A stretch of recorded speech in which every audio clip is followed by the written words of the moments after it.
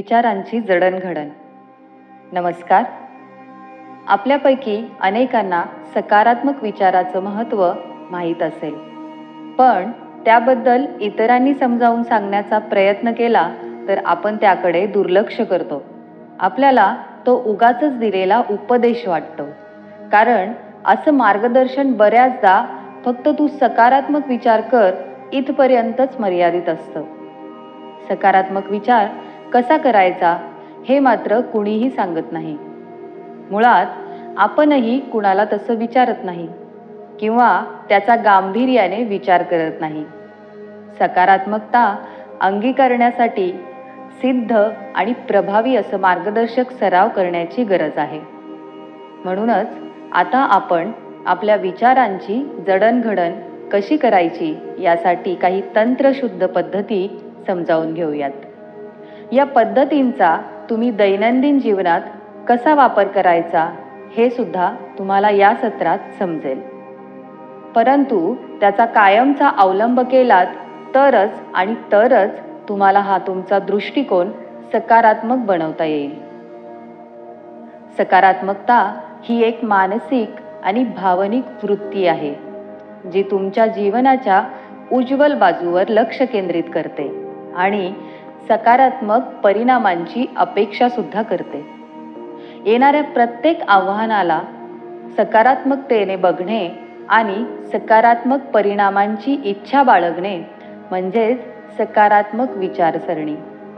लक्षात ठेवा की फक्त हसणं आणि आनंदी दिसणं म्हणजे सकारात्मकता नाही. आपल्याला आपल्यावर ओढवणाऱ्या प्रत्येक वाईट प्रसंगाला आणि परिस्थितीला चांगलं वळण द्यायचं आहे. त्यासाठी आपल्या संपर्कात येणाऱ्या प्रत्येकाचे चांगले गुण ओळखायचे आहेत.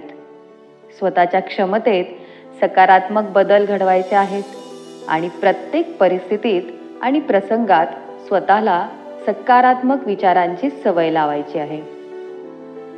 सकारात्मक विचारसरणी म्हणजेच पॉझिटिव्ह थिंकिंग. आज तागायत पॉझिटिव्ह थिंकिंगच्या गुणवैशिष्ट्यांची अनेक संशोधनं झालेली आहेत. अनेक मानसशास्त्रीय संशोधनातून या गुणांची सिद्धता किंवा पडताळणी केलेली आहे. गरज आहे ती फक्त तुमच्या गांभीर्यपूर्ण विश्वासाची आणि अभ्यासाची. यातील पहिलं महत्त्वाचं तंत्र म्हणजे आशावाद. तुमच्या प्रयत्नांना यश येणार नाही असा विचार न करता नेहमीच प्रयत्न करून संधी मिळवण्याची तयारी ठेवणं म्हणजेच आशावाद. इंग्लिशमध्ये यालाच आपण ऑप्टिमिस्टिक ॲप्रोच असं म्हणतो. कदाचित आपल्यापैकी अनेकांना सारख्याच समस्यांना तोंड द्यावं लागतं. आशावादी व्यक्तींना आणि निराशावादी व्यक्तींना सारख्याच समस्यांना तोंड द्यावं लागतं, पण आशावादी व्यक्ती कुठल्याही समस्येला कितीतरी चांगल्या पद्धतीने मिटवू शकतात. आपल्या मनात आपण जे स्वतःशी नकारात्मक बोलणं करतो ते ओळखून आणि त्याला आव्हान करून आपण आपली मनोवृत्ती आणि वर्तणूक बदलू शकतो. तुम्ही आशावादी असाल तर एक तुमचा तणाव म्हणजे स्ट्रेस कमी होतो आणि स्ट्रेस कमी असेल तर तुमचं आरोग्य नेहमीच चांगलं राहायला मदत होते. आशावादी व्यक्ती कुठल्याही चांगल्या वाईट प्रसंगातून प्रेरणा घ्यायचा प्रयत्न करतात. अगदी वाईट परिस्थितीतही काही चांगलं करता येईल का याकडं त्यांच्या मनाचा कल असतो. 2020 या वर्षाच्या सुरुवातीस संपूर्ण जगात महामारी पसरली, पण यातही आशावादी राहणाऱ्या व्यक्ती आणि संस्था यांनी मार्ग शोधले. फेस मास्क बनवणं, PPE किट्स बनवणं, किराणा माल, फळभाज्या, दूध घरपोच पोहोचवणं अशा वेगवेगळ्या व्यवसायाच्या संधी मिळवल्या आणि खंबीरपणे या काळात या परिस्थितीत सुद्धा आशावादी लोकांनी मार्ग शोधले. ऑनलाईन शिक्षण, वर्क फ्रॉम होम अशा बऱ्याच पर्यायांचा विकास होताना आपल्याला दिसला. तुम्ही आशावादी असाल तरच असे मार्ग तुम्हाला सापडत जातात. अशा मार्गांवर कार्यशील होण्यासाठी तुमची कार्यक्षमता सुद्धा आशावादी राहिल्यामुळेच वाढू शकते. पॉझिटिव्ह थिंकिंग तुमच्या शिक्षणात, तुमच्या नोकरीत, तुमच्या व्यवसायात, जीवनाच्या प्रत्येक टप्प्यावर खंबीरपणे उभं राहायला तुम्हाला सक्षम बनवतं.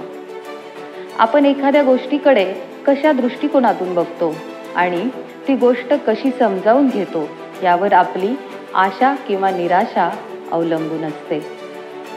मग वेगवेगळे प्रसंग असतील त्याच्यामध्ये पॉझिटिव्ह विचार कसा करायचा? काही उदाहरणं बघूयात. महामारीच्या काळात मुलं आजी आजोबांकडे अडकली आहेत, पण समाधान याच गोष्टीचं आहे की यामुळे त्यांना गावाकडची संस्कृती कळेल आणि स्वावलंबनाची सवयसुद्धा लागेल. आजोबा गेले याचं दुःख झालं, पण त्यांची आजारपणामुळे होणाऱ्या सततच्या वेदनेतून सुटका झाली. नोकरी गेल्यामुळे घरातच आहे, पैसेही येत नाहीत, पण मी घरून इतर पर्यायी काम नक्कीच करू शकतो. ऑफिसला जाता येता तासभराची रहदारी लागते, पण याच काळात मी छान संगीत किंवा व्याख्यान ऐकू शकतो. या प्रत्येक उदाहरणात तुम्हाला आशावादी विचार दिसून येईल. तुम्हाला कुठल्याही वाईट परिस्थितीला चांगल्या परिस्थितीत कसं बदलायचं असा विचार करण्याची सवय लावली पाहिजे आणि त्यासाठीच स्वतःमधल्या चांगल्या गुणांची जोपासना करणे आणि त्या गुणांमध्ये सतत वाढ करण्याची गरज आहे. आपल्याला जीवनात असणाऱ्या एखाद्या परिस्थितीबद्दल वाटणारा विश्वास आपल्याला नक्कीच यश मिळवून देतो. उदाहरणार्थ, समजा तुम्ही विद्यार्थी आहात, तुम्हाला परीक्षेची तयारी करायची आहे. तर मी परीक्षेची तयारी व्यवस्थितच करत आहे आणि माझा रिझल्ट नक्कीच चांगला येईल अशी तुमच्या मनाची खात्री असावी. ही खात्री तुम्हाला परीक्षेच्या तयारीसाठी आणखी जोमाने प्रयत्न करायला भाग पाडते. लक्षात ठेवा, तुमचं यश तुमच्याच हातात आहे. जीवनात घडणाऱ्या कोणत्याही गोष्टीबद्दल तुम्ही स्वतःला दोष दिला तर तो तुमचा निराशावाद आहे. समजा तुमच्या कुठल्याही नातेसंबंधात दुरावा आला तर माझ्यावर कुणी प्रेम करावं असे कुठलेही गुण माझ्यात नाहीत असा विचार आपल्याला निराश करून जातो. या उलट माझ्या हातून पुढच्या वेळी नक्कीच काहीतरी चांगलं घडेल अशी आशा जेव्हा आपल्याला प्रत्येक प्रसंगात वाटते तेव्हाच आपण समाधान मिळवू शकतो. समजा तुम्ही पोहण्याच्या शर्यतीत भाग घेतलात आणि त्यात तुम्ही सर्दी झाल्यामुळे हरलात. यावेळी निराशावादी असाल तर तुम्ही असा विचार कराल की सर्दी झाल्यामुळेच मी आज हरलो. पण तुम्ही आशावादी असाल तर असा विचार कराल की माझी सर्दी गेल्यानंतर मी आजपेक्षा कितीतरी सरस पोहून नंतर नक्कीच जिंकेल. अशी आशावादी वृत्ती निर्माण करण्यासाठी आशावादी सुविचार वाचण्याची सवय करा. जसं की जीवन सुंदर आहे, त्याला अजून सुंदर बनवा. मनस्थितीतच तुमची परिस्थिती सावरते. प्रत्येक रात्रीनंतर नवीन दिवस आहे. अंधारामुळेच उजेडाची जाणीव आहे. जेव्हा एक दरवाजा बंद होतो तेव्हा दुसरा उघडतो. अपयश ही यशाची पहिली पायरी आहे. आतापर्यंत आपण आशावाद म्हणजेच ऑप्टिमिस्टिक ॲप्रोच अंगीकारून पॉझिटिव्ह म्हणजे सकारात्मक कसं बनू शकता हे समजून घेतलं. आशावादी रहा, बी ऑप्टिमिस्ट. आणि आता तिसरा महत्त्वाचा गुण तुमची लवचिकता. Resilience, your ability to bounce back. परत उठून उभी राहण्याची तुमची क्षमता. तुम्ही कुठल्याही प्रतिकूल परिस्थितीमध्ये माघार घेऊ नका. त्यातून चांगला मार्ग शोधा. त्यासाठी सतत प्रयत्न करा. लक्षात ठेवा की तुमचे प्रयत्न बळकट असतील तर यश नक्कीच मिळेल. आपल्याला आव्हानांच्या ओझ्याखाली दबून जाऊन चालणार नाही. मार्ग शोधता आला पाहिजे आणि पूर्वीपेक्षा अधिक भक्कम, अधिक दृढ बनता आलं पाहिजे. तुमची ध्येय असतील, तुमचे गोल्स असतील तर ते गाठण्यासाठी मदत करणाऱ्या प्रत्येक कृतीमध्ये सातत्य ठेवा. तुमच्या मूल्यांशी बांधील राहा, तत्वनिष्ठ राहा, खंबीर राहा आणि ठाम राहा. तरच तुमचे ध्येय तुम्ही गाठू शकाल. लक्षात ठेवा, life will never be easy. आपण कितीही प्रगती केली तरी जीवन सुलभ होणार नाही. तुम्ही चुकलात किंवा मागे पडलात तर तुम्ही परत मागे जाऊ शकत नाही. तिथून तुम्हाला पुढेच जावं लागतं. आणि त्यासाठी आपण मजबूत आणि अधिक लवचिक नक्कीच होऊ शकतो. We can and we must bounce back. स्वतःची सकारात्मक प्रतिमा घडवा. Think positive and act positive. तुमच्याकडे तुमची समस्या सोडवण्याचं कौशल्य असलं पाहिजे. कोणत्याही परिस्थितीतून सहज मार्ग काढण्याचा आपला गुणच त्या परिस्थितीवर मात करायला आपल्याला सक्षम बनवतो. तुमच्या प्रॉब्लेम सॉल्विंग ॲबिलिटीजवरती लक्ष द्या. त्यासाठी मात्र शिस्त अंगीकारली पाहिजे. जे गरजेचं आहे ते आहे हे समजलं पाहिजे. एखादी गोष्ट जमत नाही म्हणून त्याकडं दुर्लक्ष करू नका. त्यात आवड निर्माण करा. तुमच्याकडे समजा स्मार्टफोन असेल तर तो ज्यावेळी नवीन घेतला असेल त्यावेळी तो वापरायला काही विशेष ट्रेनिंग घ्यावं लागतं का? नाही ना. फोनवर आपण कितीतरी ॲप्लिकेशन्स वापरतो, पण त्याची आवड आणि गरज वाटते म्हणून तुम्ही तो काहीही जास्त मदत न लागता सहज शिकता. मग तुमच्या कामाच्या स्वरूपात नवीन तंत्रज्ञान वापरलं जात असेल तर ते बिनधास्त होऊन शिकायला काय हरकत आहे? अशी प्रगती चांगल्यासाठीच असते आणि तुमचं काम सोपं करायला ती मदतच करेल हा विश्वास कायम बाळगा. म्हणजे एकूणच तुमच्यावर ओढवलेल्या परिस्थितीशी जुळवून घेण्याची तुमची क्षमता असली पाहिजे. अशाच वेळी तुम्हाला सल्ला देणाऱ्या व्यक्तीचा विश्वास आणि तिच्या बोलण्या किंवा वागण्यामागचा हेतू समजून घ्या. हे सुद्धा आवश्यक आहे. आणि तसंच तुमच्यामध्ये असलेल्या कौशल्य आणि प्रतिभेची जाणीव स्वतःला असणं आणि इतरांना ही करून देणं तितकंच महत्त्वाचं असतं. I can and I will हा मंत्र नेहमीच लक्षात ठेवा. So be optimistic. आशावादी बना.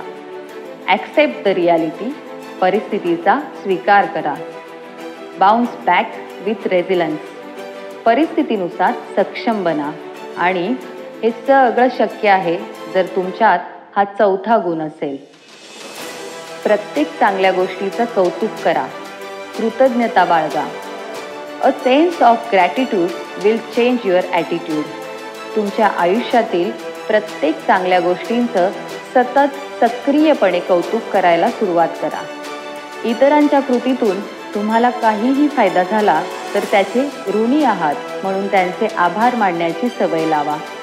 तुमच्या संपर्कात येणाऱ्या प्रत्येक व्यक्तीच्या चांगल्या कामासाठी कृतज्ञता व्यक्त करणे हे गरजेचं आहे आणि अपेक्षितही असतं. इतरांमुळे आपला दिवस चांगला गेला तर त्यांचं धन्यवाद करून आभार मानावेत. म्हणजे एकूणच आपण दुसऱ्याकडून मिळालेल्या चांगल्या भावना आपण त्यांनाही मिळवून देतो. अशा कृतज्ञ स्वभावामुळे आपण आनंदी राहू शकतो.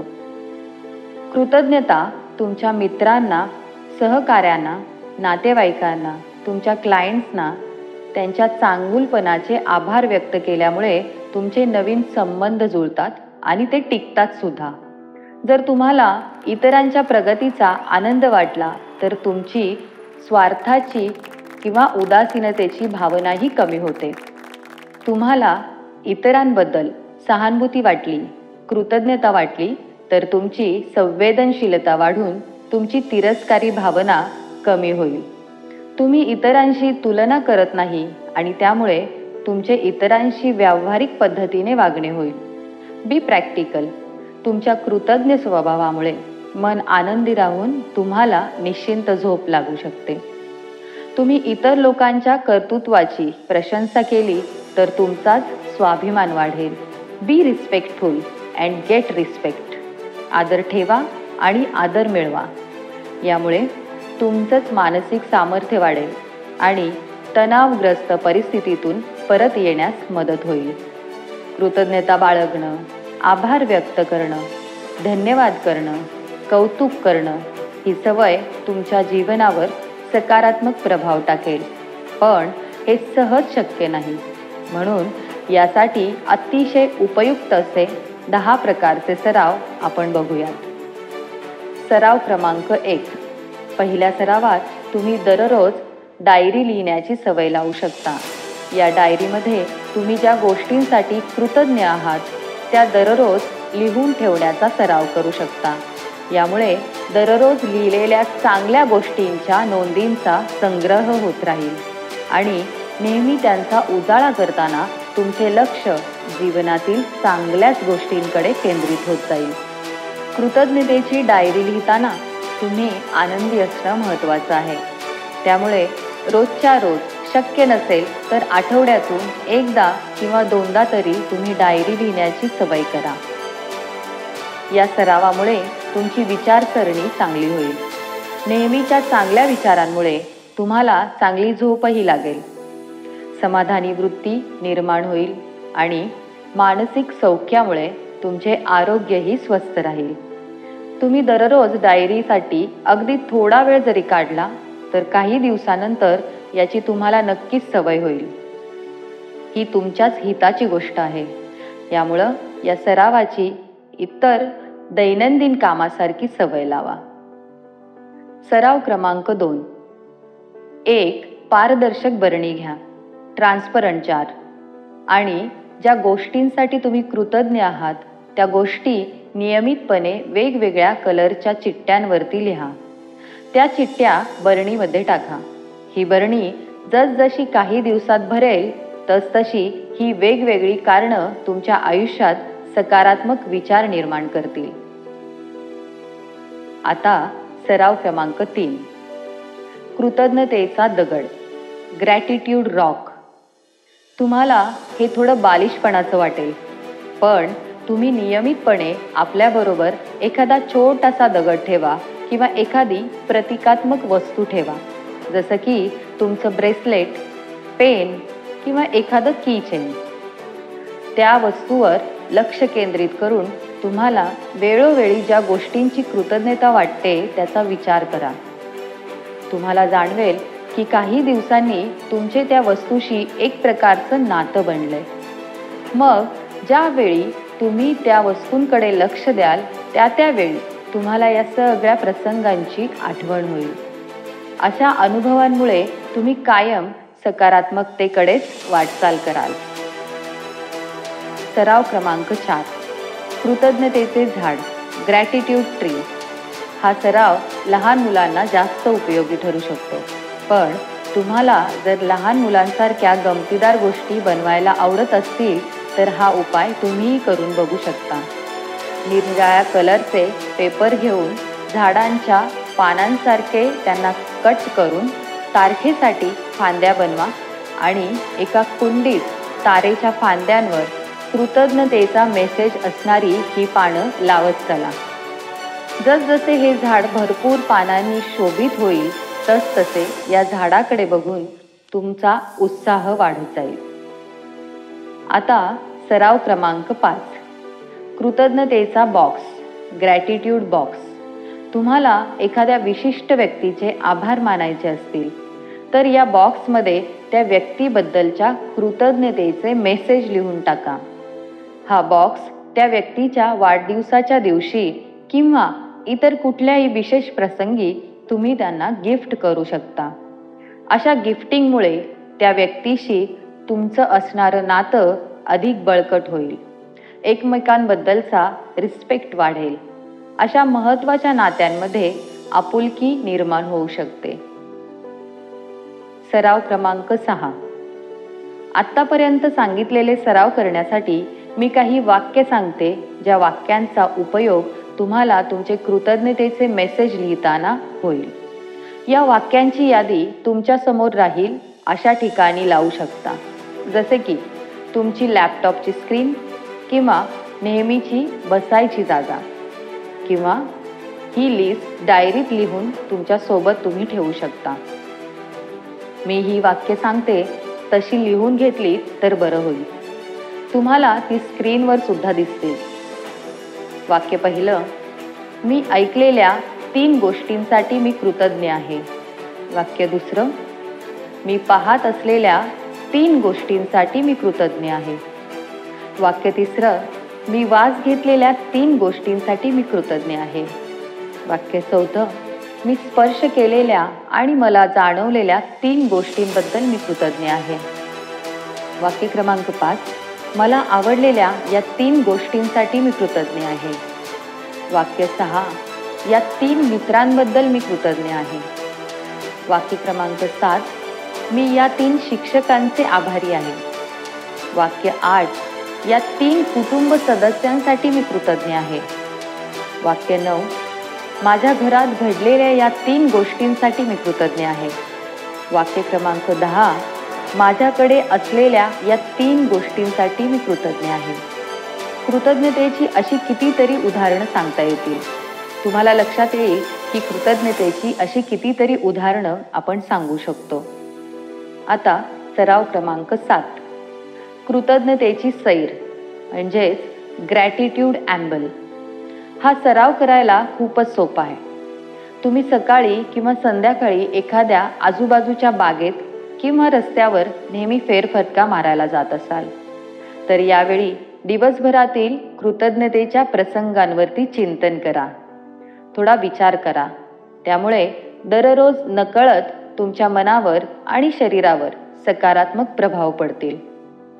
सराव क्रमांक 8, कृतज्ञतेचं ध्यान ग्रॅटिट्यूड रिफ्लेक्शन. तुम्ही कृतज्ञतेच्या विचारावर लक्ष केंद्रित करून एखाद्या आनंददायी आणि दुर्लक्ष न होणाऱ्या जागी बसून ध्यान करू शकता. ध्यानामुळे तुमच्या विचारातील शुद्धता आणि आकलन शक्ती सुधारण्यास मदत होते. तुमचं व्यक्तिमत्व शांतिप्रिय आणि सकारात्मक घडवण्यात ध्यानाचा नक्कीच उपयोग होतो. सराव क्रमांक 9, कृतज्ञतेचं पत्र किंवा भेट ग्रॅटिट्यूड लेटर, ईमेल और ग्रॅटिट्यूड विजिट. आपण कृतज्ञ असणाऱ्या व्यक्तीबद्दल आभार व्यक्त करण्यासाठी आपण पत्र, ईमेल किंवा प्रत्यक्ष भेट देऊन त्या व्यक्तीचं आभार व्यक्त करू शकतो. सराव क्रमांक 10, कृतज्ञतेची छायाचित्रे ग्रॅटिट्यूड कोलाज. आपल्याला कृतज्ञता वाटणाऱ्या गोष्टी आणि प्रसंगांचे फोटोग्राफ काढून ते नेहमी संग्रही ठेवा. ज्या वेळी हे फोटोग्राफ तुम्ही पुन्हा निहाळत असाल त्यावेळी सकारात्मक दृष्टिकोन विकसित होत जाईल. आतापर्यंत आपण कृतज्ञतेचे 10 वेगवेगळे सराव बघितले.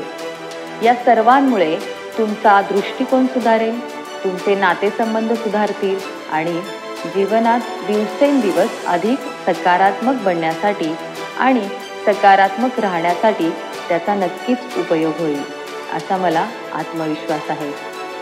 It's guaranteed but you must do it to experience the difference. पण तुम्ही हे सराव मनापासून केले तरच ते बदल तुम्ही अनुभवू शकाल. कारण याला फक्त समजून घेणं आणि ते प्रत्यक्षात आजमावणं यात मोठा फरक आहे. तुम्हाला जीवनात काहीतरी शिकायचं असेल, मिळवायचं असेल तर त्यासाठी तुम्ही तयारी करणं किंवा सराव करणं अपरिहार्य असतं. आपण आपल्या विचारांची जडणघडण करण्यासाठी आत्तापर्यंत आशावाद म्हणजेच ऑप्टिमिस्टिक ॲप्रोच समजावून घेतला, परिस्थितीचा स्वीकार म्हणजेच ॲक्सेप्टन्स करण्याचं महत्त्व समजावून घेतलं, परिस्थितीनुसार सक्षम म्हणजेच रेझिलंट बनण्याचं महत्त्व समजावून घेतलं, कृतज्ञता म्हणजेच ग्रॅटिट्यूड बाळगण्याचं महत्त्व समजावून घेतलं आणि आता या भागातील शेवटचा आणि सर्वात संवेदनशील मुद्दा म्हणजेच तुमचा प्रामाणिकपणा, युअर ऑनेस्टी अँड इंटिग्रिटी. प्रामाणिकपणा हा अत्यंत महत्त्वाचा गुण आहे. आपल्याला लहानपणापासून आपले शिक्षक, आईवडील, नातेवाईक कुणाला फसवू नको, खोटं बोलू नको, स्वार्थी बनू नको, सरळ वाग आणि स्वतःशी प्रामाणिक राहा असे सांगत असतात. पण प्रामाणिकपणाचा गुण मुळातच अंगी असावा लागतो आणि तो टिकवावाही लागतो. कुणी सांगून, कुठेतरी वाचून, बघून आपल्यात प्रामाणिकपणा निर्माण होईलच असं नाही. आणि आपल्या प्रामाणिकपणामध्ये सातत्य असणंही तेवढंच गरजेचं आहे. वेगवेगळ्या प्रसंगात किंवा वेगवेगळ्या व्यक्तींशी वागताना आपल्या प्रामाणिकपणात बदल न होणे महत्त्वाचे आहे. आपण कायम प्रामाणिकच वागलं पाहिजे. आपण नीतिमान असणं, सत्य सांगणं, सत्य जगणं आणि सत्यावर श्रद्धा असणं आपल्याला स्वतःचं आत्मसन्मान टिकवायला मदत करतो. निरोगी नातेसंबंध निर्माण करण्यासाठी आणि टिकवून ठेवण्यासाठी प्रामाणिकपणा कारणीभूत ठरतो.